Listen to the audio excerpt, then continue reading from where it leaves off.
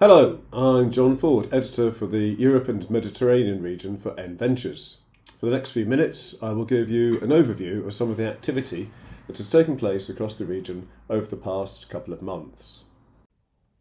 Here's NVentures' latest map of drilling activity across the Central and Eastern Europe area, where strikingly, with the exception of Uzi 3 in Hungary, there's been widespread success in areas perhaps written off by some as being operationally tricky. In the Croatian part of the Pannonian Basin, Vermilion and ENA have made 4 out of 4 gas and oil discoveries in the 2019 awarded Block SA07. These have been tested at rates of up to 300 barrels of oil per day and 5.6 million scuffs of gas per day, and will likely be quickly connected to existing infrastructure, a reward for applying modern geoscience, especially 3D seismic, to an underinvested basin. You can find out more from a recent article we published in GeoExpro magazine about Croatia.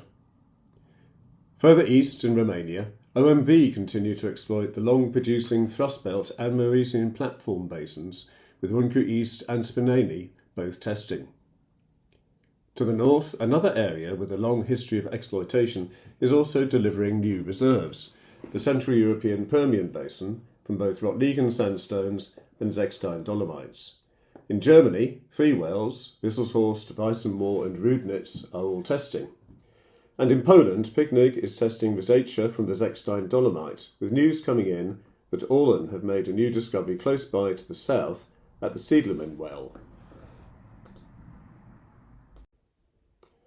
Also in Poland, and somewhat under the radar, the Woden East well, currently being drilled by CE Petro just offshore Poland in the Baltic, is targeting more than 300 BCF of reserves plus liquids in the Zechstein dolomites.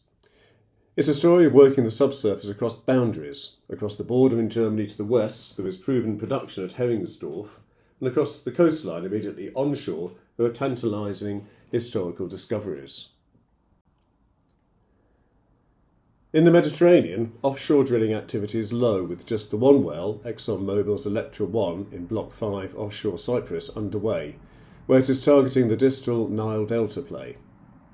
This, though, perhaps masks a greater amount of activity. Electra is to be followed up by the Pegasus exploration well on the carbonate build-up play in Block 10, and also offshore Cyprus, the development of Eni's Kronos gas discovery has been announced, to be exported via existing facilities at Zohr to gas terminals in Egypt. Cyprus will thus be joining the ranks of a gas-producing nation.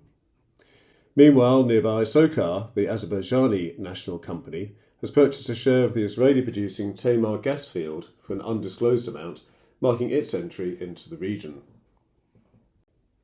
There's more big gas activity going on in the deepwater Black Sea as well.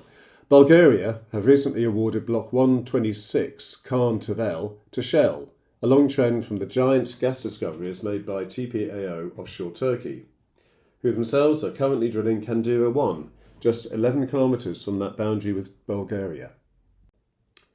Finally, a brief update on activity in northwest Europe. Exploration and appraisal drilling continues apace off Norway, with up to 6 rigs active. However, recent success rates have been falling, with, for example, 3 dry holes having been drilled this year across the North Sea to the Roaring Basins. The results in the latest APA licence round may reflect future less risk-taking, with the majority of awards close in and around existing fairways and infrastructure. Meanwhile, offshore UK, for which exploration obituaries are being commonly written, recent success rates are arguably 100%, with gas being found at the Brogger North, Culzean Deep and Baker prospects. Meanwhile, Shell's key Pensacola appraisal well on the Zechstein Haupt Dolomite play continues to operate, having been on location since mid-November. We await those results.